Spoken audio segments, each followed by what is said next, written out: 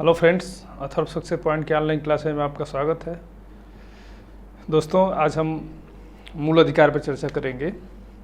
मूल अधिकार संविधान के भाग 3 में दिया गया है और मूल अधिकार जो है अनुच्छेद 12 से 35 में समाहित है, तो इस पर हम आज विस्तृत चर्चा करेंगे। चूँकि ये बड़ा टॉपिक है, इसलिए इसको हम 2 या 3 पार्ट में डिवाइड करके पढ़ेंगे। तो आइए शुरू करते हैं। मूल अधिकार, मूल अधिकार से संबंधित जो हमारा प्रावधान है ये भाग 3 में है। कभी कभी ध्यान दीजिएगा, भाग से भी संबंधित प्रश्न पूछे जाते हैं कि केंद्र राज्य संबंध किस भाग में है, मूल अधिकार किस भाग में है, नीति निर्देश तत्व किस भाग में है। इस तरह के प्रश्न भाग से भी बनाए जाते हैं, तो इससे हमें भाग को भी ध्यान रखना है किस भाग में। और अनुच्छेद जो है 12 से 35 में मूल अधिकारों का प्रावधान किया गया है। यानी अनुच्छेद 12 से 35 में जो प्रावधान है मूल अधिकार संबंधित है, ये भाग 3 में स्थित है। ठीक है, क्लियर। दोस्तों, मूल अधिकार बहुत महत्वपूर्ण विषय है और मूल अधिकार हमें एक नागरिक के होने के नाते भी अपने मूल अधिकारों को जानना चाहिए, ताकि हम अपने अधिकारों का प्रयोग करके अपने व्यक्तित्व का विकास कर सकें। और परीक्षार्थी के रूप में तो ये जानना अति आवश्यक है, क्योंकि इससे बहुत से प्रश्न हमेशा पूछे जाते हैं। तो इसे हम थोड़ा विशेष संबंध में विस्तृत रूप से इसको चर्चा करेंगे और समझेंगे कि मूल अधिकार से संबंधित इतने विवादित प्रावधान रहे हैं। मूल अधिकार से जुड़े हुए तमाम केसेज हैं सुप्रीम कोर्ट में जिन पे चर्चा हुई है, और संसद और न्यायपालिका यानी विधायिका और न्यायपालिका के बीच हमेशा जो है इन दोनों के मूल अधिकार को और नीति निर्देश तत्व को लेकर के कहीं ना कहीं हमेशा जो है विवाद का विषय बना रहा है कि कौन किसके क्षेत्र में क्या आता है। तो हम इस पर भी चर्चा करेंगे। तो सबसे पहले हम देखते हैं कि मूल अधिकार है क्या, क्यों ये मूल अधिकार कहे जाते हैं। ठीक है दोस्तों, अगर मूल अधिकार की परिभाषा अगर हम करें तो मूल अधिकार से तात्पर्य हमारा 2 सेंस में होगा कि इन्हें मूल अधिकार क्यों कहा जाता है। मूल अधिकार को मूल अधिकार कहने का क्या मतलब है, क्यों इन्हें मूल अधिकार नाम दिया गया है, या इन्हें हम अंग्रेजी में कहते हैं फंडामेंटल राइट्स। ठीक है, फंडामेंटल राइट्स जो है क्यों इन्हें मूल माना जाता है, तो इसके 2 कारण हैं। पहला तो ये कारण है कि ये संविधान द्वारा इनकी गारंटी दी गई है। संविधान द्वारा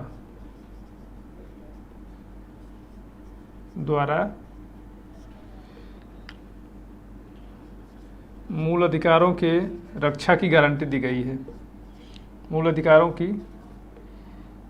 गारंटी दी गई है। ठीक है, यानी जब संविधान ही किसी अधिकार के गारंटी लेता है कि ये अधिकार आपके हमेशा अक्षुण्ण रहेंगे, कहीं किसी प्रकार से इन्हें वापस नहीं लिया जा सकता, छीना नहीं जा सकता, ना ही कम किया जा सकता है, तो इस वजह से भी इन्हें मूल अधिकार के रूप में शामिल किया जाता है, क्योंकि इनकी गारंटी जो है खुद संविधान देता है। ये कार्यपालिका विधायिका के ऊपर निर्भर नहीं है।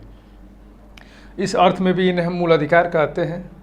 ठीक, दूसरा कारण क्या है, मूल अधिकार की अगर हम परिभाषा देखें तो मूल अधिकार हम कह सकते हैं कि वे मूलभूत अधिकार या वे परिस्थितियां जो व्यक्तित्व के विकास के लिए आवश्यक होती हैं या व्यक्ति के गरिमामय जीवन जीने के लिए आवश्यक होती हैं, उन्हें हम मूल अधिकार कहते हैं। तो ये इसे हम परिभाषित कर सकते हैं कि ये परिस्थितियां भी हैं, ये परिस्थितियां, या फिर कह सकते हैं कि ये परिस्थितियां उत्पन्न करते हैं। ये जो अधिकार हैं मूल अधिकार, ये ऐसी परिस्थितियां उत्पन्न करते हैं जिनसे हमारा बौद्धिक, नैतिक, ठीक है, भौतिक एवं आध्यात्मिक, यानी हमारे या व्यक्ति के भौतिक, बौद्धिक, नैतिक एवं आध्यात्मिक विकास के लिए जो है जिन परिस्थितियों की आवश्यकता होती है या जिन अधिकारों की आवश्यकता होती है, उसे हम मूल अधिकार कहते हैं। तो इसलिए भी इन्हें मूल अधिकार कहा जाता है, क्योंकि ये प्रत्येक व्यक्ति के व्यक्तित्व के विकास के लिए आवश्यक है। इसलिए हम इन्हें मूल अधिकार भी कहते हैं। और चूंकि इनकी गारंटी संविधान ने ली है, तो जब संविधान ने गारंटी ली है तो स्वाभाविक है कि ये भी मूल है, इस वजह से भी इन्हें मूल अधिकार कहा जाता है। तो मूल अधिकार की अगर हम परिभाषा करें एक लाइन में तो कह सकते हैं कि वे मूलभूत अधिकार जो व्यक्तित्व के विकास के लिए या नागरिकों के चहुमुखी विकास के लिए, चहुमुखी विकास का मतलब कि बौद्धिक, भौतिक, नैतिक एवं आध्यात्मिक विकास के लिए जो परिस्थितियां या जो अधिकार आवश्यक हैं वे मूल अधिकार के अंतर्गत आते हैं। अब मूल अधिकार में क्या क्या आ सकता है जिन्हें मूल अधिकार हम कह सकते हैं? तो आपने देखा होगा समानता, स्वतंत्रता, ठीक है, समानता, स्वतंत्रता। फिर इसके साथ हम देख सकते हैं कि जो दैहिक एवं प्राण की रक्षा, क्योंकि अगर व्यक्ति के सबसे पहली जो बात आती है मानव की आत्मरक्षा की, तो प्राकृतिक अधिकार भी है आत्मरक्षा करना या अपने शरीर एवं प्राण की रक्षा करना।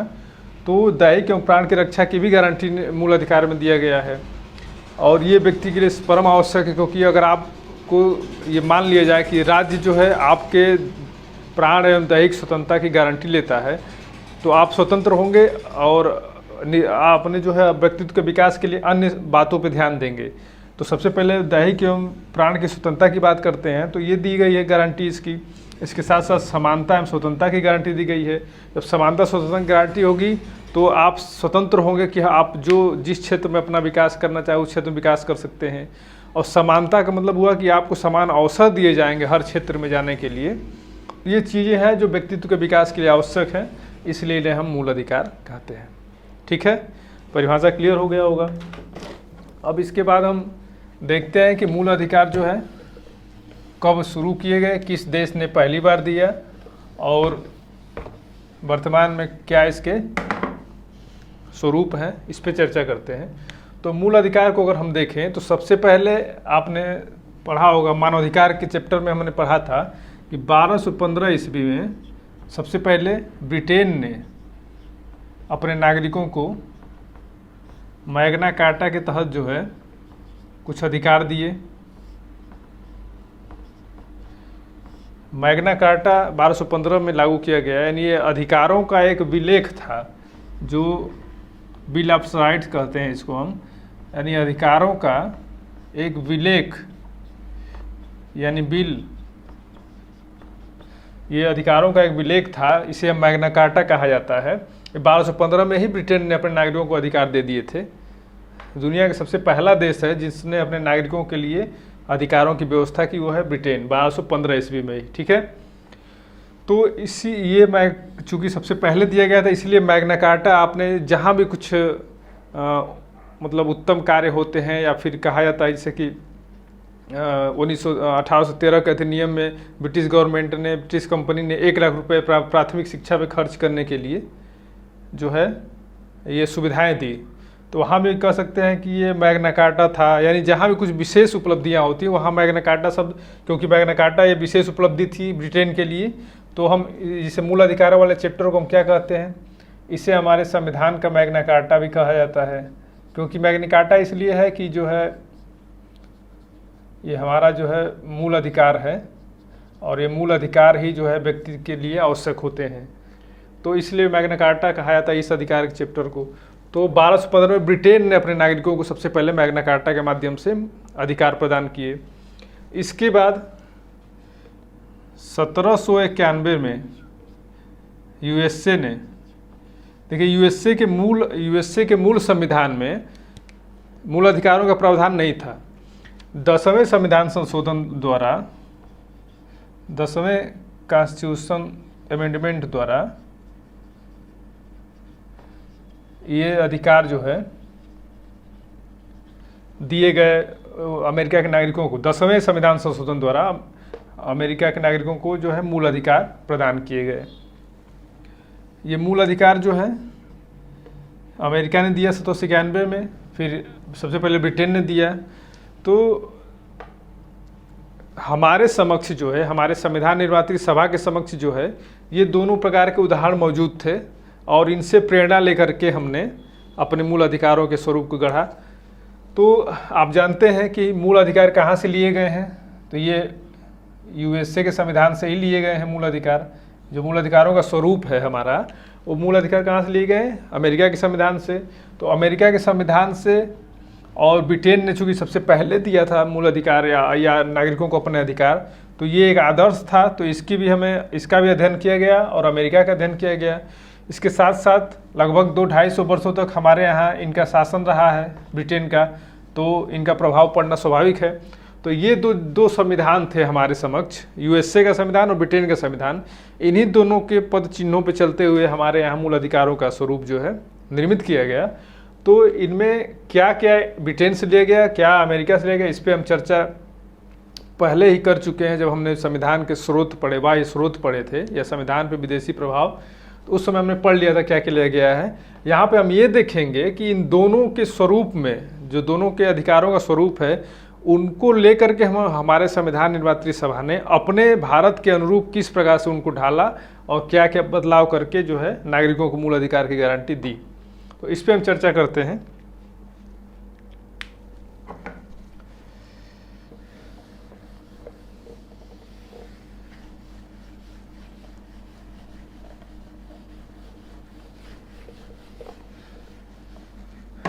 हम देखते हैं कि एक तरफ यूएसए है और यहाँ पे क्या है,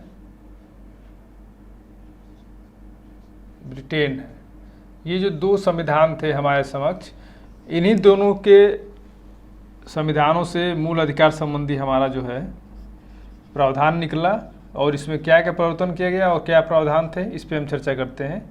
ठीक है, अब देखिए, यूएसए के संविधान और ब्रिटेन के संविधान में मूल अधिकारों को लेकर के मूलभूत अंतर है। और क्या अंतर है इसको हम समझ लेते हैं। मूल अधिकार को जानने से पहले कि हमारे मूल अधिकार कौन कौन है, पहले हम ये समझ लें कि मूल अधिकार जहाँ से हमारा लिया गया उनके स्वरूप में क्या अंतर है और हमारे यहाँ किसके स्वरूप को अपनाया गया।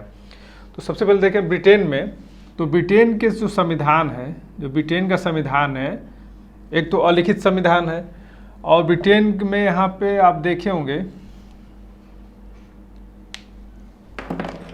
ब्रिटेन में जो है संसदीय सर्वोच्चता की बात की जाती है। ये संसदीय सर्वोच्चता है ब्रिटेन में। और यहाँ पे क्या है, यहाँ पे क्या है, न्यायिक सर्वोच्चता है। यहाँ पे न्यायपालिका सर्वोच्च है और ब्रिटेन में संसद सर्वोच्च है। ब्रिटेन के संविधान में ये कहा गया है कि कार्यपालिका जो है ब्रिटेन की, कार्यपालिका किसी भी प्रकार से या किसी भी विधि से नागरिकों के मूल अधिकार नहीं छीन सकती। ठीक है, ये जो है ब्रिटेन के संविधान में कहा गया, नागरिकों का मूल अधिकार नहीं छीन सकती या फिर मूल अधिकार से वंचित नहीं कर सकती। यानी कि संसदीय जो ब्रिटेन का संविधान, उसमें कहा गया है कि कार्यपालिका किसी भी विधि द्वारा नागरिकों के मूल अधिकारों को नहीं छीन सकती। यहाँ ध्यान देने वाली बात यह है कि वहाँ पे सीधे सीधे कार्यपालिका की बात की गई है। ब्रिटेन के संविधान में कार्यपालिका पर जोर दिया गया है। कहीं भी ये नहीं कहा गया कि संसद विधि द्वारा बना करके मूल अधिकारों को नहीं छीन सकती, जैसे हमारे संविधान में कहा गया है। यहाँ पे कार्यपालिका की बात की गई है कि कार्यपालिका किसी भी माध्यम से नागरिकों के मूल अधिकारों को नहीं छीन सकती। लेकिन संसद जो है, आप जानते हैं कि जो ब्रिटेन की संसद है दुनिया की सबसे ताकतवर संसद है। ठीक है, दुनिया की सबसे ताकतवर संसद जो है ब्रिटेन की संसद है। ब्रिटेन की संसद ऐसा कोई अधिकार नहीं है जो नहीं छीन सकती, या फिर ऐसी कोई विधि नहीं है जिसे परिवर्तित नहीं कर सकती, या चाहे मूल अधिकार हो या संविधान के किसी भी हिस्से में हो, ब्रिटेन की संसद जो है उसे बदल सकती है और किसी भी अधिकार को ब्रिटेन की संसद वापस ले सकती है। यानी कि दुनिया की सबसे ताकतवर जो संसद मानी जाती है वो ब्रिटेन की है। ऐसा कोई विधि नहीं, ऐसा कोई मूल अधिकार नहीं जिससे कि ब्रिटेन की संसद न बदल सके न वापस ले सके। लेकिन कार्यपालिका किससे न्यायपालिका सुरक्षा कर सकती है? जो न्यायपालिका है वहाँ की न्यायपालिका कार्यपालिका के नियमों या कार्यपालिका द्वारा किसी प्रकार के मूल अधिकारों के उल्लंघन पे जांच कर सकती है, उन्हें अवैध करार दे सकती है। लेकिन जब संसद किसी विधि के बना सकती, संसद द्वारा कोई विधि बनाई जाती है या मूल अधिकारों को वापस लिया जाता है, तो वहाँ न्यायपालिका जो है कुछ नहीं कर सकती। वहाँ न्यायपालिका की अधिकार सीमा समाप्त हो जाती है, यानी संसद जो कहती है न्यायपालिका उसी पे चलती है।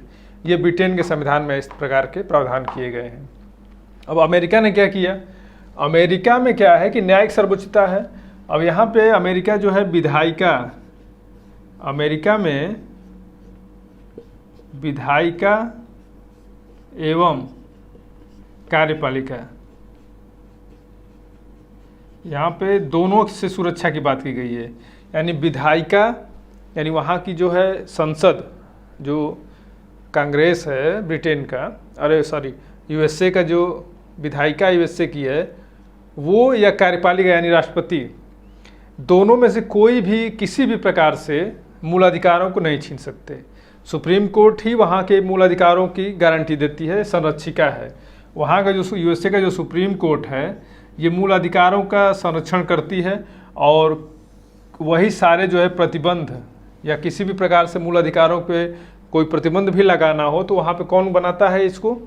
ये जो है वहाँ की सुप्रीम कोर्ट है अमेरिका की।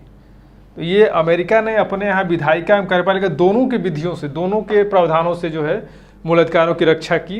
यानी ये आत्यांतिक है, यहाँ पे आत्यांतिक व्यवस्था की गई है, क्योंकि यहाँ पे किसी भी प्रकार से मूल अधिकारों को नहीं छीना जा सकता। और यहाँ पे क्या है कि सर्वोच्च जो है अनलिमिटेड पावर वाली है, वहाँ पे वो किसी प्रकार से परिवर्तन कर सकती है।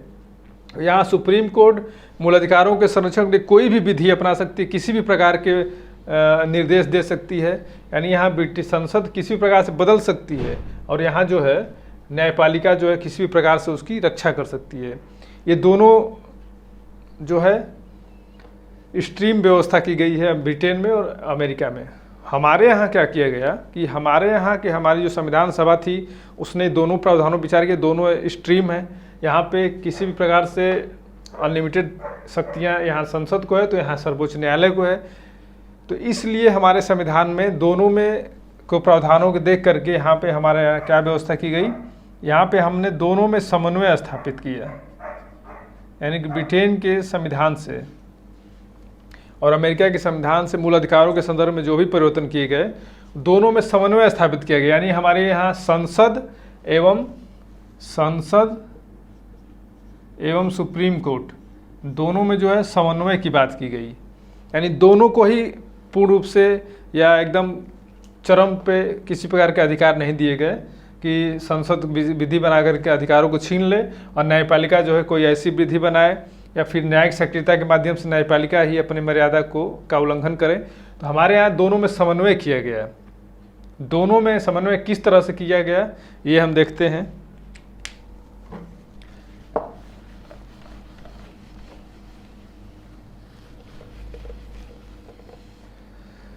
देखिए यहाँ पे सबसे बड़ी चीज़ ये है कि हमारे यहाँ जो है कहा गया है कि संसद जो है कोई ऐसी विधि नहीं बना सकती जो मूल अधिकार को छीनते हों। यानी कि कोई भी विधि अगर मूल अधिकारों के उल्लंघन करते हों तो सुप्रीम कोर्ट जो है या न्यायपालिका जो है उस सीमा तक उस विधि को अवैध घोषित कर सकती है जिस सीमा तक जो है मूल अधिकारों का उल्लंघन होता है। और जब सुप्रीम कोर्ट न्यायिक सक्रियता के माध्यम से, सुप्रीम कोर्ट जो है न्यायिक सक्रियता आपने सुना होगा, इस पे हम चर्चा करेंगे। न्यायिक सक्रियता का मतलब क्या है? वो न्यायिक सक्रियता जो है यहीं से उभरी थी, मूल अधिकारों के संदर्भ में ही, मूल अधिकारों के उल्लंघन को लेकर ही न्यायिक सक्रियता की जो है अवधारणा जो सुप्रीम कोर्ट द्वारा किया गया। तो न्यायिक सक्रियता में क्या है कि हमारी जो न्यायपालिका है वो स्वयं जो है अति सक्रियता दिखाते हुए अगर किसी व्यक्ति के, किसी समाज के किसी हिस्से के जो मूल अधिकारों को उल्लंघन होता है तो उस पर जो है स्वयं निर्णय लेने या स्वयं निर्देश देने का कार्य शुरू कर देती है। तो ये भी हमारे लिए संविधान में बहुत उचित नहीं है, क्योंकि जब संसद सही से काम नहीं करती तब न्यायपालिका सक्रिय होती है। तो न्यायपालिका की सक्रियता को रोकने के लिए संसद को भी अधिकार दिया गया है कि संविधान में जो है संसद जो है संविधान में संशोधन कर सकती है। ठीक है, संसद जो है संशोधन के माध्यम से, संसद संशोधन के माध्यम से सक्रियता पे, न्यायिक सक्रियता पर रोक लगाती है और संसद के मनमानेपन से, संसद के मनमानेपन से सुप्रीम कोर्ट जो है मूल अधिकारों की रक्षा करती है। तो हमारे यहाँ दोनों में समन्वय बनाया गया। लेकिन वर्तमान स्वरूप क्या है? वर्तमान स्वरूप 1900 संविधान लागू होने के प्रथम संशोधन के बाद से ही 1980 तक जो है क्या प्रावधान चले हैं, किस तरह से मूल अधिकारों को लेकर के न्यायपालिका और विधायिका में द्वंद्व चले हैं, इसे भी हम थोड़ा समझ लें। और कौन कौन से महत्वपूर्ण केसेज आए जो बीच में, जिस पे निर्णय दिया गया सुप्रीम कोर्ट द्वारा। तो ये चीज़ें हमें अच्छी तरह समझ में आ जाए कि आखिर हमारी संविधान निर्मात्री सभा ने ब्रिटेन और अमेरिका के संविधान दोनों को मिलाकर के समन्वय क्यों स्थापित किया और क्या बातें थी। तो उदाहरण के माध्यम से, उन केसेस के माध्यम से हम बढ़िया से समझ सकते हैं। तो हम देख लेते हैं कैसे विवाद उभरा, दोनों में द्वंद्व कैसे उभरा। उसके बाद हम मूल अधिकारों पे आते हैं, क्योंकि मूल अधिकारों को जानने से पहले मूल अधिकारों की सुरक्षा की व्यवस्था क्या की गई, इससे हमें जानना जरूरी है।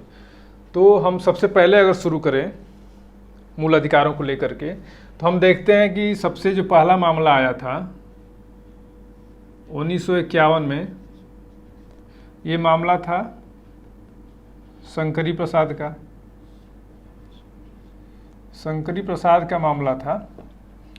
इसमें जो है प्रथम संविधान संशोधन द्वारा भौतिक अधिकारों में कुछ कटौती की गई। सुप्रीम कोर्ट द्वारा, संसद द्वारा भौतिक अधिकारों में कुछ कटौती की गई। तो ये मामला सुप्रीम कोर्ट पहुंचा। सुप्रीम कोर्ट ने कहा, सुप्रीम कोर्ट ने उस समय माना 1951 में कि संसद जो है मूल अधिकारों सहित किसी भी हिस्से में संशोधन कर सकती है, किसी भी भौतिक अधिकार को वापस ले सकती है, मूल अधिकारों को सीमित कर सकती है। ये 1900 शंकरी प्रसाद के मामले में निर्णय, सुप्रीम कोर्ट का निर्णय आया कि संसद जो है किसी भी संविधान किसी भी हिस्से में, यहाँ तक कि मूल अधिकार के संदर्भ में भी किसी भी प्रकार के परिवर्तन करने के लिए अधिकृत है और कोई भी परिवर्तन करके संसद जो है मूल अधिकारों को सीमित कर सकती है। ये 1951 में सुप्रीम कोर्ट ने कहा इस मामले में।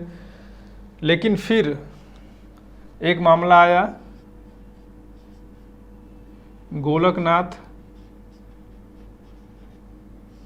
बनाम पंजाब राज्य, गोलकनाथ बनाम पंजाब राज्य मामले में, ये 1967 में आया मामला। इस मामले में सुप्रीम कोर्ट ने अपने निर्णय को जो है सीधे उलट दिया। सुप्रीम कोर्ट ने स्पष्ट कहा कि संसद जो है, जो हमारे मूल अधिकार हैं, जो मूल अधिकार हैं वे अति संरक्षित एवं जो मूल अधिकार है वो अति संरक्षित एवं गारंटी अधिकार हैं, गारंटी दी गई संविधान द्वारा इसकी।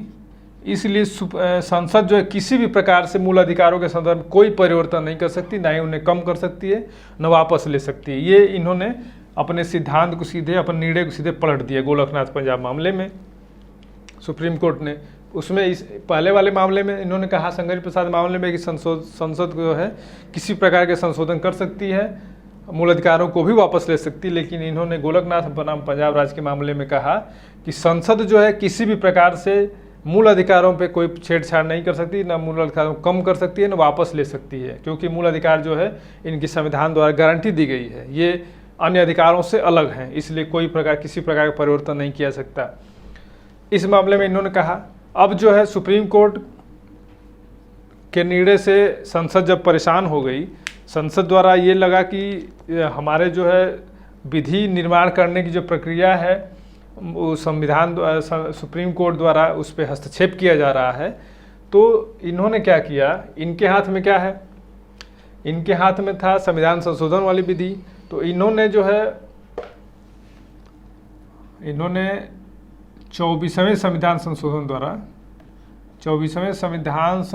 द्वारा 1971 में परिवर्तन कर दिया। किसमें परिवर्तन किया? इन्होंने अनुच्छेद 13 में और 368 में, यानी जो आप जानते हैं कि 368 अनुच्छेद के तहत ही संविधान संशोधन किया जाता है। तो जो संसद है 24वें संविधान संशोधन 1971 में इन्होंने अनुच्छेद 13 और 368 में संशोधन कर दिया। अनुच्छेद 13 में इन्होंने अनुच्छेद 13 में एक चौथा सब आर्टिकल जोड़ा गया। उसमें कहा गया कि संसद जो संविधान संशोधन करती है अनुच्छेद 368 के तहत, वह विधि के अंतर्गत नहीं आता। अभी हम आगे बात करेंगे कि अनुच्छेद 13 में विधियों की परिभाषा दी गई कि विधि के अंतर्गत क्या क्या आता है। तो संसद ने परिवर्तन कर दिया सीधे कि जो 368 के तहत संविधान संशोधन किया जाएगा वह, यानी संविधान संशोधन जो है विधि नहीं है। जब विधि नहीं है, जब विधि ही नहीं होगा तो उस पर जो है सुप्रीम कोर्ट जो है, न्यायपालिका जो है किसी प्रकार का पुनर्विलोकन नहीं कर सकती, उन्हें अवैध ही घोषित नहीं कर सकती, किसी भी विधि को अवैध कर सकती है सुप्रीम कोर्ट ना। तो जब वो विधि ही नहीं माना जाएगा तो कोई किसी प्रकार का जो है उसमें अवैध और वैध की बात ही नहीं होगी। तो संसद ने ये परिवर्तन कर दिया 24वें संशोधन अधिनियम के द्वारा। अब न्यायपालिका को लगा कि अब हमारे जो पुनर्विलोकन की शक्ति है, न्यायिक पुनर्विलोकन शक्ति, वो शक्ति ही समाप्त हो जाएगी। जब सारे प्रावधान जो है 368 के तहत विधि ही नहीं रह जाएंगे तो हम न्यायिक पुनर्विलोकन किस बात की करेंगे। तो ये जो है न्यायपालिका को लगा न्यायिक पुनर्विलोकन की शक्ति ही समाप्त हो जाएगी। ये न्यायिक पुनर्विलोकन की शक्ति के माध्यम से ही न्यायपालिका जो है किसी भी विधि की वैधता अवैधता की जांच करती है। तो जब विधि रह ही नहीं जाएगा तो न्यायिक पुनर्विलोकन की शक्ति का जो है हस्तगत कर ली जाएगी संसद द्वारा। तब सुप्रीम कोर्ट ने एक नया मामला आया इसी को लेकर के। तो सुप्रीम कोर्ट ने जो है उस मामले में क्या कहा, नया मामला क्या था, आपने इसको सुना होगा अक्सर, केशवानंद भारती का मामला था। केशवानंद भारती ये केरल के आचार्य थे, केरल के जो है ये आचार्य थे केशवानंद भारती।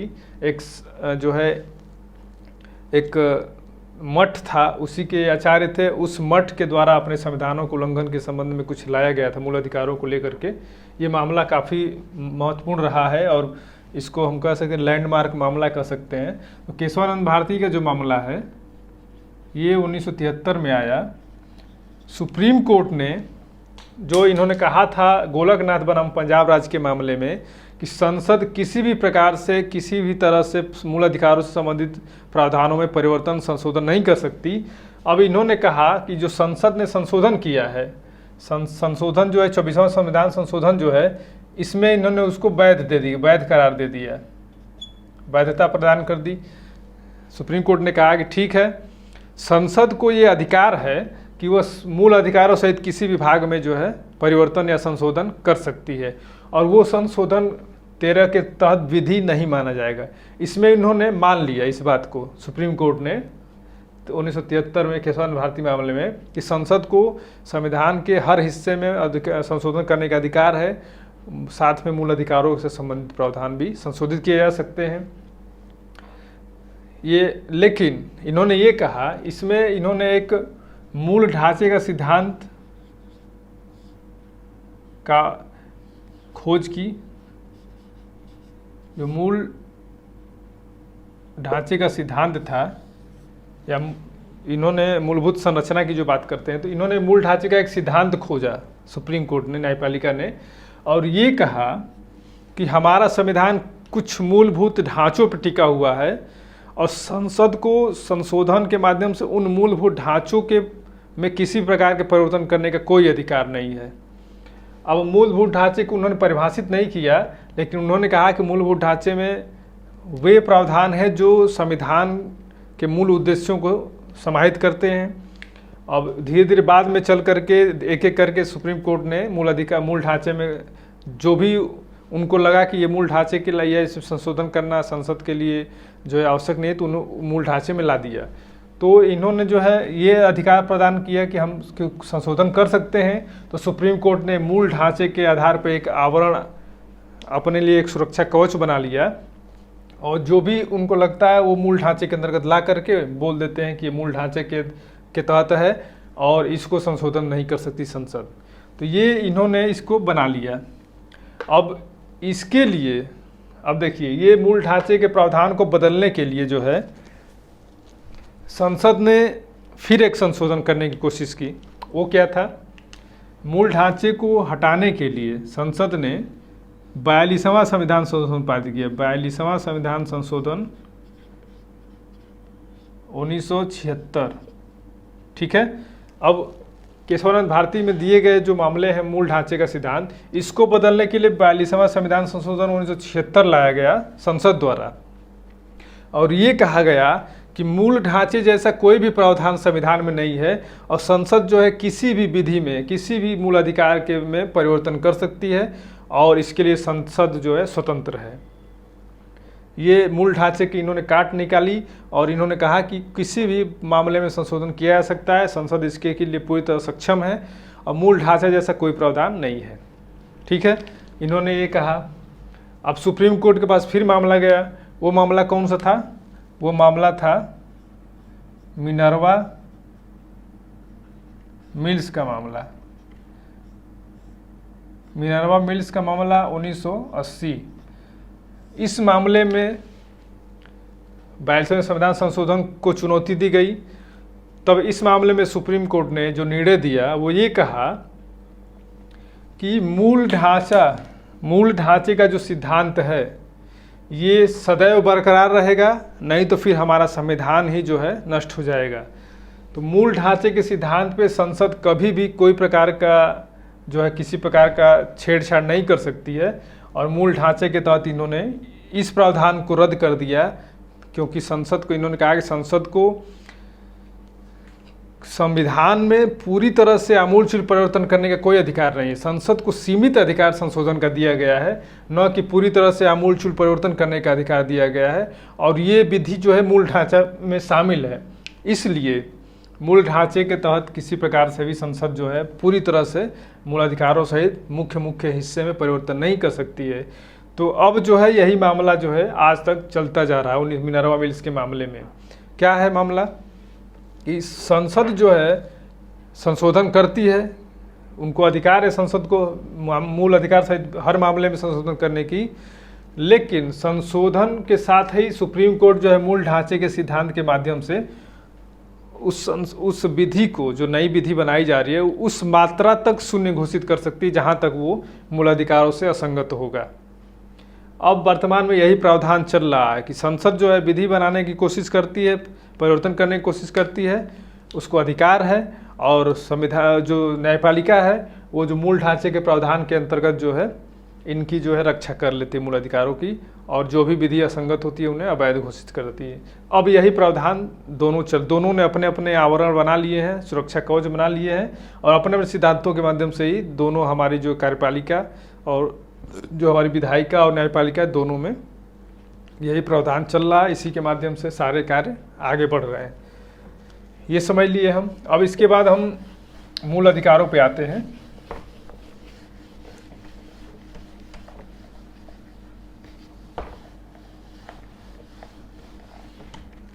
अब हम देखते हैं हमारे कौन कौन मूल अधिकार हैं।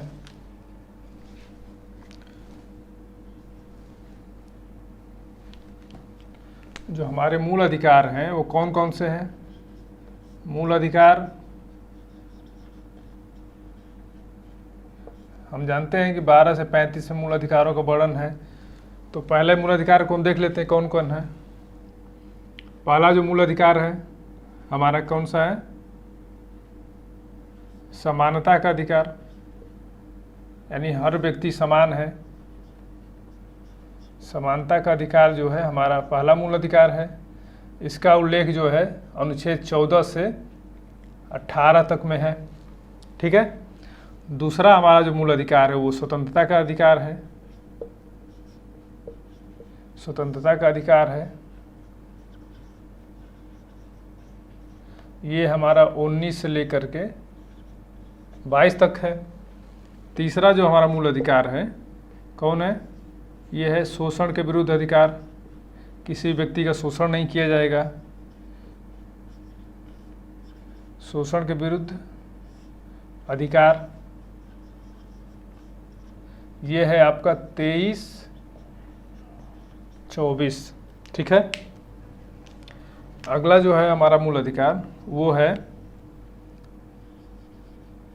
धार्मिक स्वतंत्रता का अधिकार है, धार्मिक स्वतंत्रता का अधिकार है, ये है 25 से लेकर के 28 तक में, ठीक। अगला है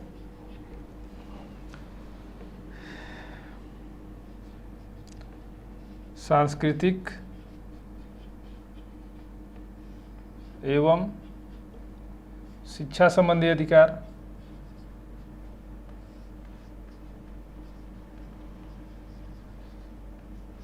ये है आपका 29-30। छठवां मूल अधिकार जो हमारा है संपत्ति का अधिकार था, हालांकि अब ये नहीं है लेकिन इसको हम जान लेते हैं, संपत्ति का अधिकार, क्योंकि ये भी पूछा जाता है प्रश्नों पेपर में। संपत्ति का अधिकार ये अनुच्छेद 31 में था। सातवां जो है संवैधानिक उपचारों का अधिकार, संवैधानिक उपचारों का अधिकार है, ये है हमारा सातवां मूल अधिकार। इसका उल्लेख कहाँ है? ये 32 में है। ये हमारे मूल अधिकार हैं। अब आप जानते हैं समानता का अधिकार 14 से 18 में, स्वतंत्रता का अधिकार 19 से 22 में, शोषण के विरुद्ध अधिकार 23-24 में, धार्मिक स्वतंत्रता का अधिकार 25 से 28 तक में, सांस्कृतिक एवं शिक्षा का अधिकार 29-30 में, 31 में संपत्ति का अधिकार था, 32 में संवैधानिक उपचारों का अधिकार है। तो वर्तमान में हमारे कितने मूल अधिकार हैं? 6 मूल अधिकार हैं, क्योंकि संपत्ति के मूल अधिकार को अनुच्छेद 31 को निरसित करके यहाँ हटा करके 300 क में ला दिया गया और इसे मूल अधिकार के स्थान पे क्या बना दिया गया? विधिक अधिकार। और विधिक अधिकार जो है मूल अधिकारों की अपेक्षा कम महत्व के होते हैं, यानी संपत्ति के अधिकार को जो है यहाँ से हटा करके 300 क के तहत विधिक अधिकार बना दिया गया। अब हमारे पास मूल अधिकार कुल कितने बचे? अब हमारे पास कुल 6 मूल अधिकार है, ये हमें ध्यान रखना है। कुल कितने मूल अधिकार हैं? 6 मूल अधिकार, यानी मूल संविधान में हमें कितने अधिकार प्रदान किए गए थे? 7। वर्तमान में कितने अधिकार हमारे पास? 6 मूल अधिकार है, क्योंकि संपत्ति के अधिकार को 44वें संविधान संशोधन अधिनियम द्वारा 44वें संविधान संशोधन अधिनियम द्वारा 1978 में 44वें संविधान संशोधन अधिनियम 1978 के द्वारा अनुच्छेद 31 क के तहत 31 में जो दिया गया संपत्ति का अधिकार, इसे हटा करके 300 क में विधिक अधिकार बना दिया गया। अब हमारे पास कितने मूल अधिकार हैं? 6 मूल अधिकार हैं। अब आप जानते हैं कि हम मूल अधिकारों पे जो है थोड़ा हम ये चर्चा कर लें कि मूल अधिकारों के अंतर्गत इन अधिकारों के अलग अलग स्वरूप में अगर हम बंटवारा कर लेते हैं, क्योंकि अक्सर ये पूछा जाता है और आप जानते हैं कि हमारे संविधान में विदेशी व्यक्ति और नागरिक में अंतर किया गया है, तो मूल अधिकारों के प्रदान करने में भी अलग विविधता देखी जाती है।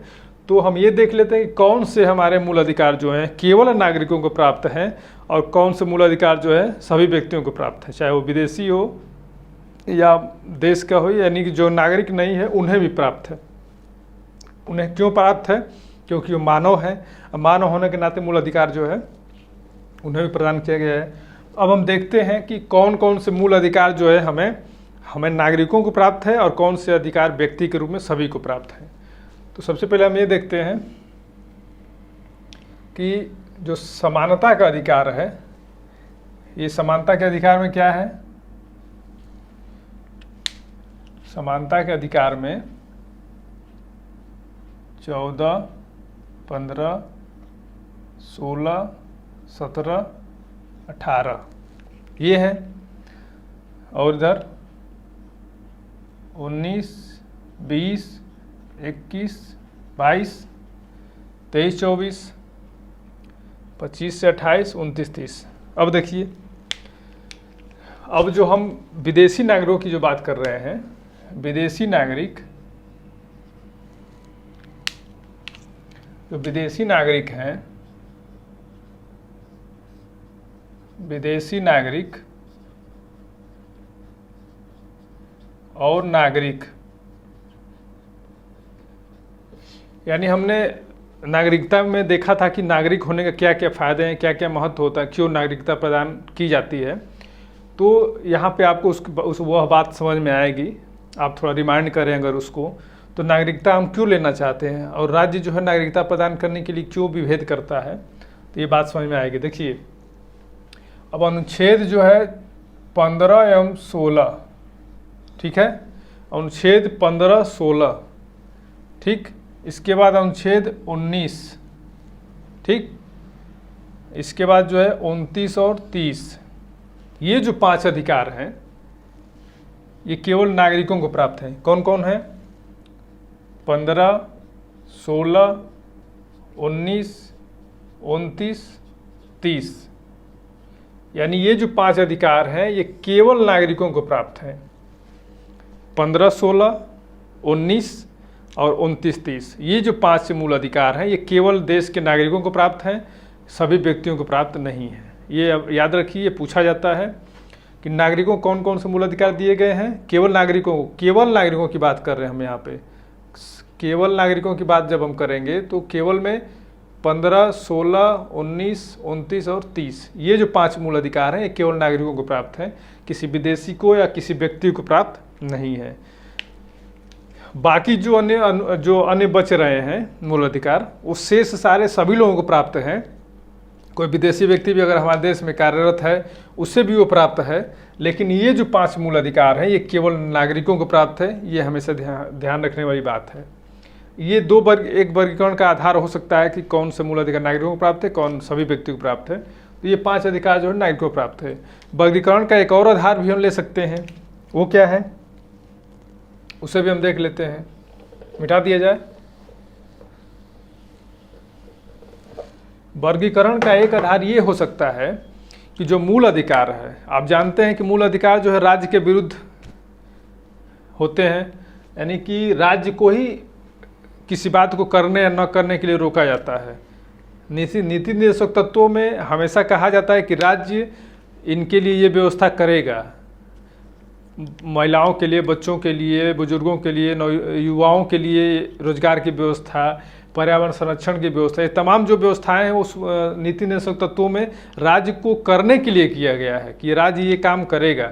लेकिन मूल अधिकारों में क्या है कि राज्य को न करने की बात की जा रही है यहाँ पे, क्योंकि इसीलिए मूल अधिकारों को नकारात्मक प्रकृति का कहा जाता है। जो है मूल अधिकार राज्य से नागरिकों की सुरक्षा की बात करते हैं। तो हम देख लेते हैं कुछ मूल अधिकार ऐसे हैं कि जो प्राइवेट व्यक्ति के भी विरुद्ध हैं। मूल अधिकार जो है राज्य के विरुद्ध तो है ही, कुछ मूल अधिकार जो है प्राइवेट व्यक्ति के भी विरुद्ध हैं। तो हम देख सकते हैं कि प्राइवेट व्यक्ति के विरुद्ध कौन कौन मूल अधिकार हैं। यानी मूल अधिकारों का एक वर्गीकरण ये भी हो सकता है कि कुछ प्राइवेट व्यक्ति के लिए और कुछ राज्य के लिए है, ये पूछा जा सकता है। तो प्राइवेट व्यक्ति के लिए कौन कौन मूल अधिकार हैं, इस पर हम चर्चा कर लें। देखिए, सबसे पहले हम देखते हैं कि ये जो अनुच्छेद 17 है, अनुच्छेद 17 में क्या कहा गया है, और 15, 16, अनुच्छेद 15 में क्या कहा गया है? 15 में कहा गया है कि किसी भी व्यक्ति को धर्म, जाति, मूल वंश, जन्म स्थान के कारण किसी भी तरह से किसी सार्वजनिक स्थान पर जाने, यानी कि होटल, सिनेमा हॉल, सार्वजनिक मनोरंजन के पार्क, इन स्थानों पर जाने से नहीं रोका जा सकता। किसी कुएं से पानी भरने से नहीं रोका जा सकता, किसी स्नान घाट पर स्नान करने से नहीं रोका जा सकता। और विभेद का कारण क्या होगा? यही कि वो व्यक्ति जो है जन्म, मूल वंश, धर्म, जाति के स्थान, जन्म स्थान के आधार पर भेदभाव नहीं किया जाता। ये अनुच्छेद 15 जो है व्यक्ति के विरुद्ध भी है। कोई व्यक्ति इन्हें उन स्थानों पर, सार्वजनिक स्थान पर जाने से नहीं रोक सकता। तो 15, फिर आपका 17 में क्या कहा गया है? 17 में ये कहा गया है कि अस्पृश्यता का उन्मूलन किया गया है कि कोई भी व्यक्ति किसी भी प्रकार से छुआछूत, भेदभाव का आचरण नहीं करेगा। किसी व्यक्ति को अपने से निम्न जाति का होने की वजह से उसे भेदभाव, छुआछूत नहीं करेगा। तो यानी व्यक्ति को, यहाँ पे ये व्यक्ति के विरुद्ध कहा गया है। तो ये 17 भी जो है ये व्यक्ति के विरुद्ध है। इसके बाद देखिए 17 के बाद जो है 23 और 24 को हम ले लेते हैं। 23-24 में क्या, 23 में कहा गया है, 23 और 24 में जो है ये कहा गया है कि 23 में कहा गया है किसी भी व्यक्ति का उससे बेगार नहीं लिया जाएगा, उसका शोषण नहीं किया जाएगा। तो कौन शोषण करता है, कौन बेगार कराता है? कोई जो शक्तिशाली व्यक्ति है वो गरीब मजदूरों को जो है बेगार के रूप में या उनका शोषण करता है। तो अनुच्छेद 23 में उससे भी महिलाओं की जो खरीद फरोख्त है या उनके खरीद फरोख्त है उसके साथ उनसे बेगार करवाने की बात है, तो 23 में भी ये मना किया गया है, यानी ये भी राज्य के व्यक्ति के विरुद्ध है। 24 में कहा गया है कि बच्चों को, एक निश्चित उम्र के बच्चों को किसी भी परिसंकटमय स्थिति में रोजगार के लिए नहीं लगाया जा सकता, यानी कि जैसे किसी विस्फोटक कारखाने में उन्हें नहीं लगाया जा सकता, किसी ऐसी जगह पर नहीं लगाया जा सकता जहां उनकी जान की खतरा हो।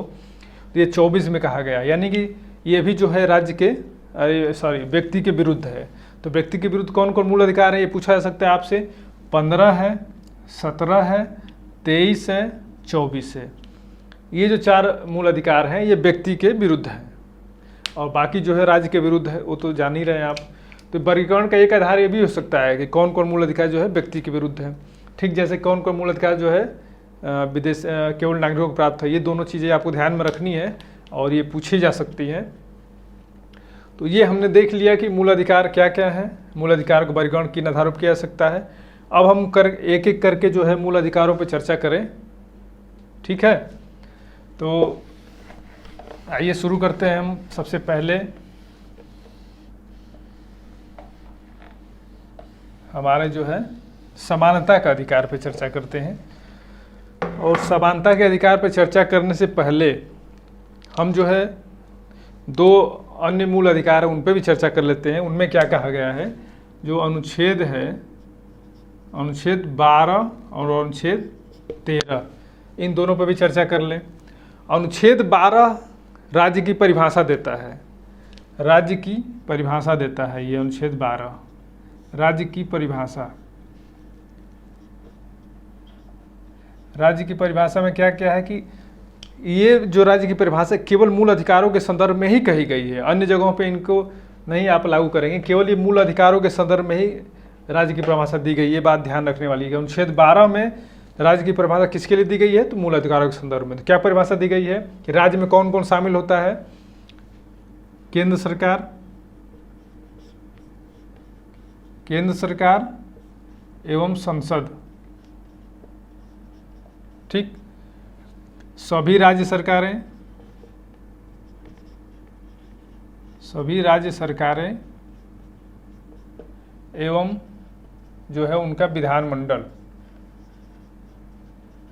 ठीक है, और स्थानीय प्राधिकारी। यानी इस परिभाषा में जो है, जो इस परिभाषा की अगर हम बात करें तो केंद्र सरकार एवं संसद, राज्य सरकारें, विधानमंडल और जो स्थानीय प्राधिकारी है वो, और अन्य भी कोई भी अधिकारी, यानी कोई भी सरकारी कर्मचारी राज्य के अंतर्गत शामिल होगा। यानी किसी भी सरकारी कर्मचारी के माध्यम से अगर व्यक्ति के मानवाधिकारों का उल्लंघन होता है तो सीधे सुप्रीम कोर्ट या उच्च न्यायालय में जाया जा सकता है। यानी कि राज्य के अंतर्गत ये सभी आएंगे, एक छोटा सा कर्मचारी से लेकर के संसद तक जो है, जो राज्य के अंतर्गत शामिल होंगे। ये हमें ध्यान रखने वाली बात है, ठीक है। अब 13 में क्या कहा गया है? 13 में जो है विधि की परिभाषा दी गई है। विधि, इसमें विधि की परिभाषा दी गई है। अब विधि में क्या क्या शामिल है? तो सभी प्रकार के अधिनियम, सभी प्रकार की विधियां, अध्यादेश, यानी राष्ट्रपति के अध्यादेश भी जो है विधि ही माने जाएंगे। अध्यादेश, फिर आदेश, कोई भी प्रथा, रूढ़ि, यानी विधि के अंतर्गत संसद द्वारा बनाई गई कोई भी कानून, कोई भी विधि, राष्ट्रपति या राज्यपाल द्वारा जारी किया गया अध्यादेश, कोई आदेश या किसी प्रकार की प्रथा या रूढ़ि जो प्रचलित चल रही है राज्य व्यवस्था में, वो सब जो है विधि के अंतर्गत मानी जाएंगी। और विधि के अंतर्गत शामिल होने की वजह से ये जो है न्यायपालिका के पुनर्विलोकन की शक्ति के दायरे में आ जाती हैं। अनुच्छेद 13 क्या कहता है? अनुच्छेद जो 13 है विधि के अल्पीकरण एवं स्वीकरण की बात करता है। ठीक है, अल्पीकरण एवं स्वीकरण की बात करता है। इसमें क्या कहा गया है? इसमें जो है ये कहा गया है कि संविधान के लागू होने से पूर्व जो विधियां प्रचलित थी वो और संविधान के बाद जो विधियां लागू होती हैं वो मूल अधिकार के संबंध में उस सीमा तक जो है अवैध होंगी या जहाँ तक वो मूल अधिकारों से असंगत है।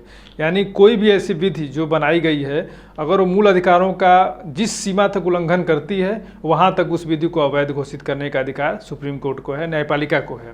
ठीक है, तो विधि के अंतर्गत ये शामिल है और इनमें से कोई भी विधि ऐसी नहीं है जिसे सुप्रीम कोर्ट जो है, न्यायपालिका जो है मूल अधिकारों से संबंधित अगर अवैध है तो इन्हें अवैध घोषित किया जा सकता है, ये कहा गया है। ये विधि के अंतर्गत परिभाषा दिया गया और विधि जो है ये, और इसी 13(4) में जो है संसद ने 1971 में जो है 24वां संविधान संशोधन किया और ये कहा कि संसद जो है मूल अधिकारों सहित किसी भी हिस्से में जो है संशोधन कर सकती है और इस समय यही चल रहा है। आपसे पूछा जा सकता है कि संसद को मूल अधिकारों में संशोधन करने की शक्ति नहीं है, तो आप क्या कहेंगे कि संशोधन को मूल अधिकारों सहित किसी भी हिस्से में संशोधन करने की शक्ति है।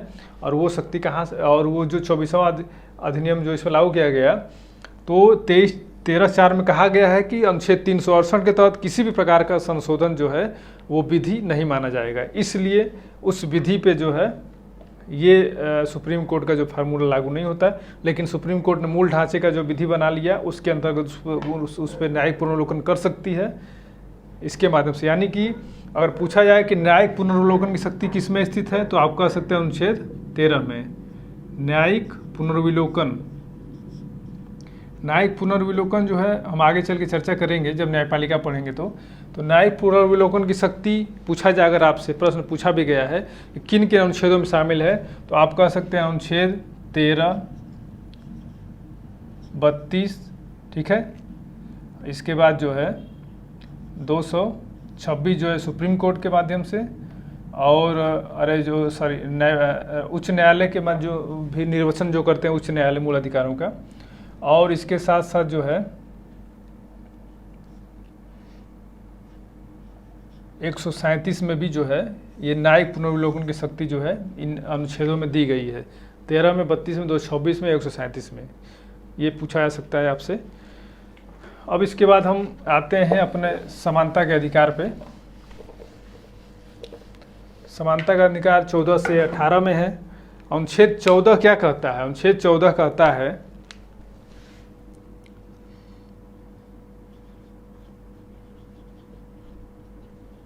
में ये कहा गया है कि विधि के समक्ष समता या विधियों का समान संरक्षण, विधियों का समान संरक्षण, यानी कि जो सभी व्यक्ति हैं, ये सभी व्यक्ति की यहाँ बात की गई, न कि किसी नागरिक की, यानी नागरिक और अन्य व्यक्ति सबको ये प्राप्त है। अनुच्छेद 14 इसमें कहा गया है कि विधि के समक्ष समता या विधियों के समान संरक्षण से कोई भी व्यक्ति वंचित नहीं किया जाएगा राज्य द्वारा। ठीक है, अब इसमें दो बातें हैं। विधि के समक्ष जो है समता और विधियों के समान संरक्षण, इन दोनों में क्या अंतर है? आमतौर पर दोनों एक ही यूज किए जाते हैं, लेकिन दोनों में काफ़ी अंतर है और इसे हम समझते हैं। विधि के समक्ष समता जो है देखा जाए तो एक नकारात्मक प्रभाव लिए रहती है, ये नकारात्मकता है इसके अंतर्गत, और ये जो है एक सकारात्मक प्रभाव है। क्या अंतर है दोनों में? विधि के समक्ष समता का मतलब ये हुआ कि कोई भी विधि वो समान रूप से सभी लोगों पर लागू होगी, चाहे वो व्यक्ति किसी भी प्रकार के किसी भी पद पे हो, किसी भी एक आम व्यक्ति से लेकर के प्रधानमंत्री तक, हर व्यक्ति जो है एक विधि के अंतर्गत उतना ही प्रभाव रखता है। यानी कि प्रत्येक व्यक्ति तक विधि का समान प्रभाव होगा, कोई भी व्यक्ति विधि से ऊपर नहीं होगा, चाहे वो किसी भी पद पे बैठा हो। ये विधि के समक्ष समानता की जो बात की जा रही है, यानी कि हर व्यक्ति, जैसे कोई अगर प्रधानमंत्री किसी का जो है कोई अहित करता है किसी व्यक्ति का या किसी व्यक्ति के मूल अधिकार उल्लंघन करता है तो उतना ही उत्तरदायी वो भी है जितना एक आम व्यक्ति, एक गरीब किसान, गरीब मजदूर जो है किसी विधि का उल्लंघन करने पे उत्तरदायी होगा। यानी कि यहाँ पे विधि के समक्ष कोई भी अंतर नहीं किया गया, चाहे वो प्रधानमंत्री हो या एक आम व्यक्ति, एक आम किसान हो। ठीक है, इसको हम कह सकते हैं विधि के समक्ष समता। ये नकारात्मक प्रभाव लिए हुए है। नकारात्मक इस अर्थ में है क्योंकि इसमें सबको समान माना गया है। अब देखिए, और इसका क्या है, विधियों का समान संरक्षण। इसमें जो है ये कहा गया है कि विधियों के समान संरक्षण में जो है सभी व्यक्ति समान नहीं होंगे, सभी व्यक्ति समान हो ही नहीं सकते। जानते हैं शक्ति में, शारीरिक शक्ति में, आर्थिक शक्ति में या फिर शैक्षणिक एवं सामाजिक सम्मान में किसी प्रकार से सभी व्यक्ति समान हो नहीं सकते। तो ये कहा गया है कि समानों में समानता की बात की जाएगी, समानों में समानता की बात की जाएगी, न कि असमानों में समानता की बात। अर्थात जब व्यक्ति एक समान के होंगे तो उनमें एक समान विधि लागू की जाएगी और जो व्यक्ति असमान होंगे तो उसमें एक समान विधि लागू नहीं की जाएगी। जैसे कोई उच्च वर्ग का व्यक्ति हो, उच्च वर्ण का व्यक्ति हो जिसे सवर्ण कहते हैं, और कोई व्यक्ति जो निम्न वर्ग का है जैसे SC ST वर्ग का है, OBC का है, तो दोनों में बहुत से अंतर किए जाते हैं। आप जानते हैं आरक्षण को लेकर उन्हें आरक्षण दिया जाता है ताकि वो आगे बढ़ सकें। तो इसी बात की यहाँ बात की गई है कि सभी में समान बात नहीं। अब सवर्ण परिवार का बच्चा और SC ST का बच्चा, दोनों के फीस में अंतर होगा, दोनों के नंबर कम होने के बाद भी उन्हें जो सिलेक्शन की जो प्रक्रिया उसमें अंतर होगा। तो ये जो अंतर किया गया है वो समानों में समानता की बात, यानी कि SC ST के बीच कोई भी भेद नहीं होगा, जनरल के बीच कोई भी भेद नहीं होगा, लेकिन जनरल और SC के बीच विभेद किया जा सकता है। इसी को हम कहते हैं समानों में समानता। यानी जब व्यक्ति की परिस्थितियाँ एक समान होगी तो उनमें एक समान विधि लागू होगी, असमान होंगे तो असमान विधि लागू होगी। ये इसलिए इसको सकारात्मक है क्योंकि ये सकारात्मक इस अर्थ में है कि लोगों को सहयोग करके उच्च स्थानों पर ले जाने के लिए ये विधि लागू की जाती है। और यहाँ पे क्या है कि सबको जो है समान मान दिया गया है। तो ये जो नकारात्मक, इसका जो अपवाद है वो क्या है, अनुच्छेद 361 के तहत राष्ट्रपति,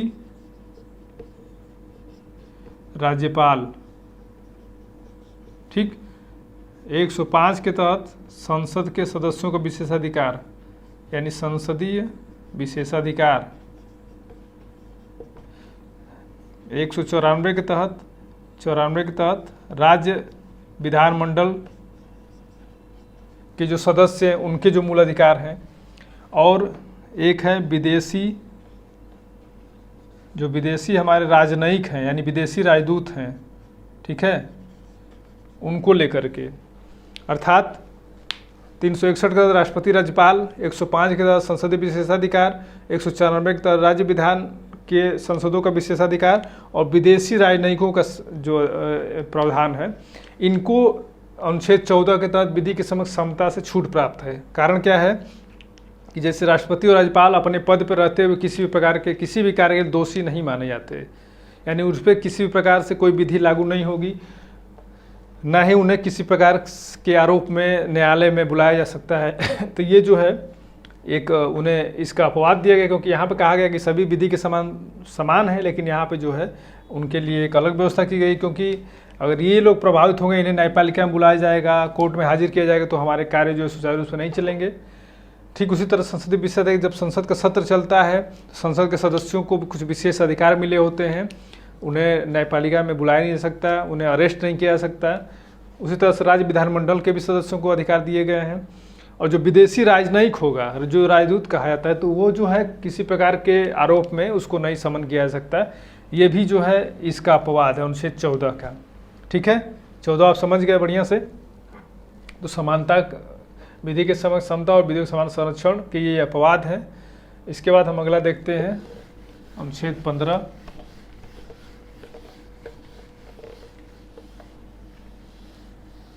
अनुच्छेद 15 क्या कहता है? अनुच्छेद 15 जो है, किसी भी व्यक्ति को कहा जाता है कि धर्म, जाति,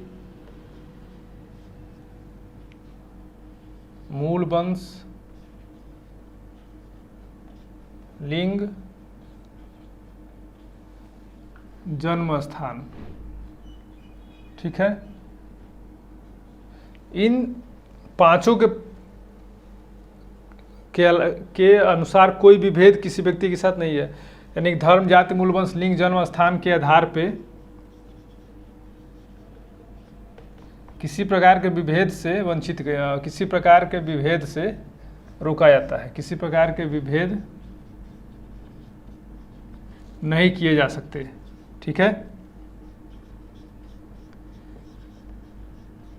इसको हम समझते हैं। यानी कि धर्म, मूल, वंश, जाति, लिंग एवं जन्म स्थान के आधार पर कोई भी व्यक्ति किसी भी प्रकार से किसी भी मामले में अपात्र या अयोग्य नहीं ठहराया जा सकता। इनके आधार पे, इनके अलावा किसी प्रकार का विभेद किया जा सकता है लोगों में, लेकिन इन आधारों पे किसी प्रकार का विभेद जो है किसी व्यक्ति के साथ नहीं किए जाएंगे। केवल इनके आधार पे विभेद किया जा सकता है। इसके अतिरिक्त जैसे कि जन्म स्थान में क्या कहा गया है कि, और जैसे कुछ पद हैं, जैसे मान लीजिए कुछ होते हैं कि कुछ राज्य जो है अपने यहाँ स्थानीय भर्तियों में कुछ अपने लोगों को आरक्षण देते हैं, आरक्षित करते हैं कुछ सीटें, तो वहाँ पे वो निवास की मांग कर लेते हैं आपसे।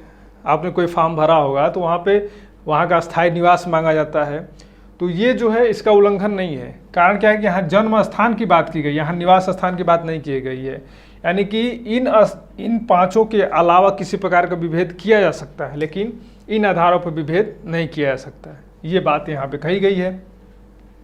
और विभेद में क्या क्या विभेद नहीं होगा, तो 15(1) कहता है, अभी हमने पढ़ा था उस समय, 15(1) कहता है कि जो है किसी भी व्यक्ति को सार्वजनिक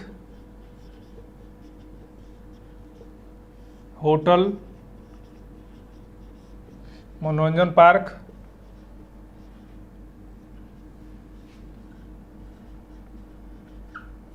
या सार्वजनिक स्थान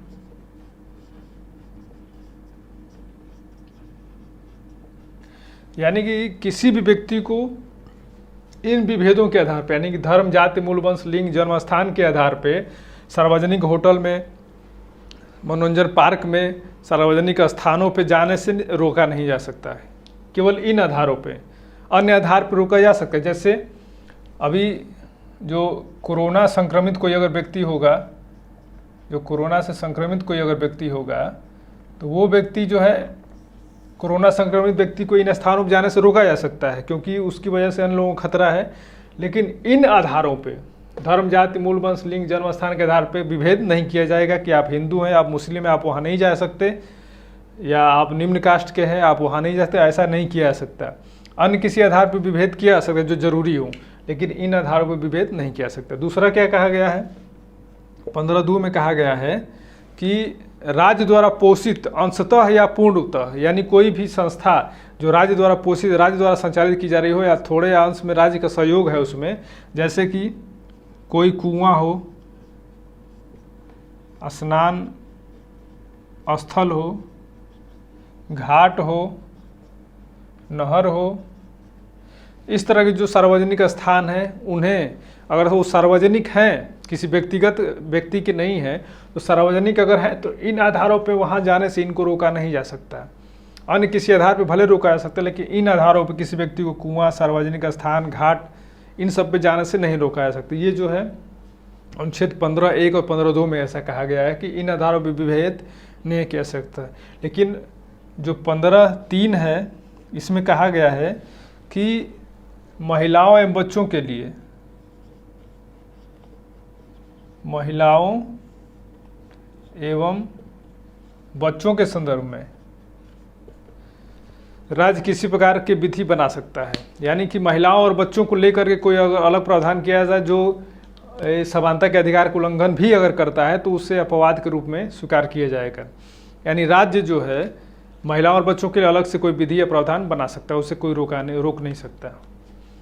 15(4) में क्या कहा गया है कि राज्य सामाजिक एवं शैक्षणिक रूप से पिछड़े हुए वर्गों के लिए कोई विशेष प्रावधान कर सकता है। यानी कि जैसे अभी हमने चर्चा की कि SC ST का बच्चा होगा या OBC का बच्चा होगा, तो उससे कोई अलग प्रावधान करके सवर्ण के समक्ष लाने की कोशिश की जाएगी, उसको सुविधाएं दी जाएगी ताकि वो अपने व्यक्तित्व का विकास कर सके, उच्च वर्ग के समान क्षमतावान हो जाए। तो वैसे में अनुच्छेद 15(4) कहता है कि पिछड़े वर्ग के लिए एवं अनुसूचित जाति जनजाति के लिए विशेष प्रावधान करने से रोका नहीं जाएगा राज्य को, यानी कि वो जो है इसका अपवाद है, उल्लंघन नहीं माना जाएगा। ठीक है, ये 15 में प्रावधान किए गए हैं। अब अनुच्छेद 16 क्या कहता है?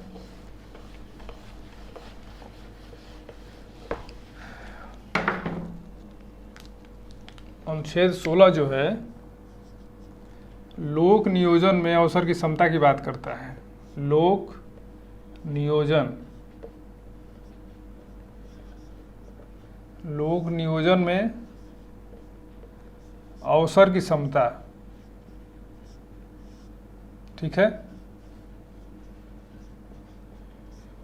लोक नियोजन में अवसर की समता का मतलब ये हुआ कि जैसे सरकारी नौकरियों में जो सरकारी नौकरियां आती हैं, भर्तियां आती हैं, हम देखे होंगे आप, उनमें किसी भी व्यक्ति को जो अभी अपने पढ़ा 15 में कि धर्म, मूल, वंश, जाति, लिंग या जन्म स्थान के आधार पर कोई भी भेद नहीं किया जा सकता, तो वही कहा गया है कि ये सबको समान अवसर दिए जाएंगे। इन भर्तियों के लिए सबको समान अवसर दिए जाएंगे, किसी प्रकार का कोई भी भेद नहीं किया जाएगा। किस आधार पर विभेद नहीं किया जाएगा? इन्हीं आधारों पे। कौन कौन? धर्म, मूल, वंश, जाति, लिंग एवं जन्म स्थान के आधार पर कोई भी भेद नहीं किया जाएगा। ठीक है, ये कहा गया है कि सबको समान अवसर दिए जाएंगे 16 में। 16(1), 16(2) ये क्या है? ये कहा गया है कि किसी व्यक्ति को समान अवसर दिए जाएंगे, किसी प्रकार का धर्म, मूल, वंश, जाति या लिंग के आधार भेदभाव नहीं किया जाएगा। लेकिन 16(3), 4, 5, 6, ये 16(3), 4, 5, 6 में जो विशेष लोग हैं, जैसे कि अनुसूचित जाति के लोग, पिछड़े वर्ग के लोग, शैक्षणिक एवं सामाजिक रूप से पिछड़े लोगों के लिए विशेष प्रावधान भर्तियों में इन्हीं के आधार पर किया जाता है। और जैसे अभी हाल ही में 103वां संविधान संशोधन के माध्यम से, संविधान संशोधन अधिनियम के माध्यम से 24 जनवरी 2019 से आर्थिक आधार पर भी आरक्षण की बात की गई है। ठीक है, आर्थिक आरक्षण, यानी जो है अभी तक प्रावधान क्या था कि सामाजिक एवं शैक्षणिक,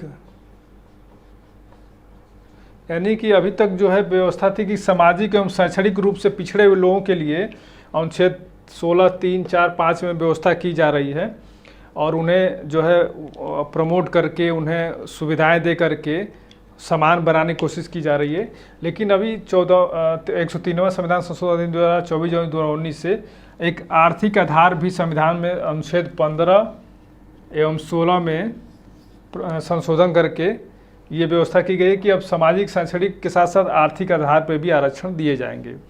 अर्थात सबको समान अवसर की जो बात की जा रही है वो 16(1) और 16(2) में, वो 16(3), 4, 5, 6 ये जो है इसके अपवाद हैं। इनमें समान न करके कुछ व्यक्तियों को, पिछड़े हुए लोगों को विशेष सहयोग दिया जा सकता है, विशेष प्रावधान उसके लिए किया जा सकता है।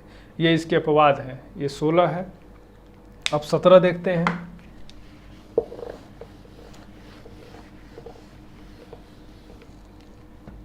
सत्रह क्या कहता है? अनुच्छेद 17 जो है अस्पृश्यता का निषेध, अस्पृश्यता का निषेध करता है। ठीक है, यानी अस्पृश्यता अर्थात छुआछूत, भेदभाव, किसी भी प्रकार का हमारे यहाँ आप जानते हैं कि जो छुआछूत वाला जो प्रावधान है ये हमारे यहाँ बहुत प्राचीन काल से चला आ रहा है। छुआछूत का प्रावधान जो किया गया है हमारे यहाँ, ये हमारे समाज में व्याप्त है। ये एक प्रकार से हमारे समाज के लिए बहुत कलंकित बात है कि हम आपस में मानव होने के नाते भी भेदभाव करते हैं। तो ये जो हमारे हमारे समाज में प्राचीन काल चला आ रही थी, जो ये कुप्रथा या रीति रिवाज था, इसको हटा करके इसका हर रूप में निषेध किया गया है। किसी एक रूप में नहीं, किसी भी तरह से भेदभाव के प्रति छुआछूत का आचरण निषिद्ध किया गया है। विधि बना करके जन सुरक्षा अधिनियम 1955 के द्वारा भी अस्पृश्यता को जो है अपराध माना गया है। यानी किसी भी प्रकार से जन सुरक्षा अधिनियम 1955 के द्वारा अस्पृश्यता को अपराध घोषित किया गया है। और इसका जो है किसी भी रूप में आचरण, संकेत में हो या शब्दों के द्वारा हो या किसी प्रकार का आचरण जो है, इसका जो है निषेध किया गया। कोई भी व्यक्ति अस्पृश्यता का आचरण नहीं कर सकता, जिसे अपराध घोषित किया गया है। अनुच्छेद 17 में कहा गया है तभी तो समानता होगी। जब आप भेदभाव रखेंगे लोगों से, दो लोगों को उच्च नीच का जो भावना रखेंगे, तो समानता कहाँ से आएगी? इसलिए इसे समानता के मूल अधिकार में रखा गया है। और आपने अभी पढ़ा, ये व्यक्ति के विरुद्ध है।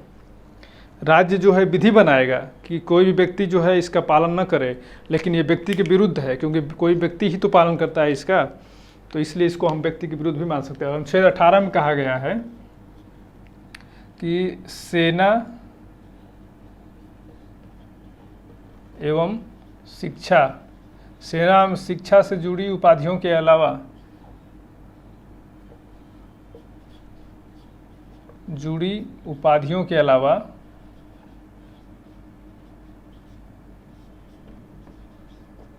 उपाधियों के अतिरिक्त कोई उपाधि नहीं दी जाएगी। ठीक है, कोई उपाधि नहीं दी जाएगी। यानी राज्य सेना एवं शिक्षा संबंधित उपाधियों के अतिरिक्त कोई किसी प्रकार की उपाधि किसी को नहीं देगा। ऐसा क्यों किया गया? आप जानते हैं कि ब्रिटिश काल में हमारे यहाँ राजा जमींदारों को राय बहादुर, रायजादा, लंबरदार, तमाम तरह के जो राजा, तमाम तरह की जो उपाधियां दे करके उन्हें अपने वर्ग में मिला लिया गया और हमारे देश का जो है गुलामी की दास्ता झेलनी पड़ी। ठीक वैसे ही उपाधियों के दुरुपयोग को रोकने के लिए ये प्रावधान किया गया है कि राज्य जो है, जिसे राजनीतिक कारणों से वोट बैंक की राजनीति से जो है राज्य अनेक लोगों को उपाधियां दे करके अपने पक्ष में मिला सकता है और अपने पक्ष में वोट लेने के लिए ऐसा कर सकता है। इसलिए उपाधियों को समाप्त कर दिया गया। सेना एवं शिक्षा, सेना में जैसे परमवीर चक्र हुआ, इस तरह की उपाधियाँ दी जा सकती हैं, और शिक्षा जुड़ी उपाधि, PhD की उपाधि, इस तरह की उपाधि दी जाती है। लेकिन इनके अतिरिक्त राज्य किसी प्रकार के अन्य उपाधि को नहीं देगा। ठीक है, अगर कोई व्यक्ति जो हमारे देश में कार्यरत है, किसी विदेश में अगर उसे कोई उपाधि दी जाती है तो राष्ट्रपति से अनुमति लेकर ही वो उपाधि ग्रहण कर सकता है, अन्यथा ग्रहण नहीं करेगा। जो हमारे देश में सेवा कर रहा है उसको कोई विदेशी उपाधि ग्रहण करनी हो तो राष्ट्रपति से अनुमति लेनी पड़ेगी। राष्ट्रपति अनुमति दे भी सकते हैं, नहीं भी दे सकते हैं। इस तरह से उपाधियों का अंत करके जो है सबको समान बनाया गया। कोई व्यक्ति विशेष नहीं है, कोई व्यक्ति सामान्य नहीं है, इसलिए समानता का अधिकार है। तो समानता का अधिकार तक हम रहने देते हैं, क्लास काफ़ी लंबा हो चुका है, इसलिए अगले जो टॉपिक होगा ये अन्य मूल अधिकार के अन्य शेष प्रावधानों को हम पढ़ेंगे, अन्य जो 5 अधिकार हमारे बचे हुए हैं। ठीक है, धन्यवाद।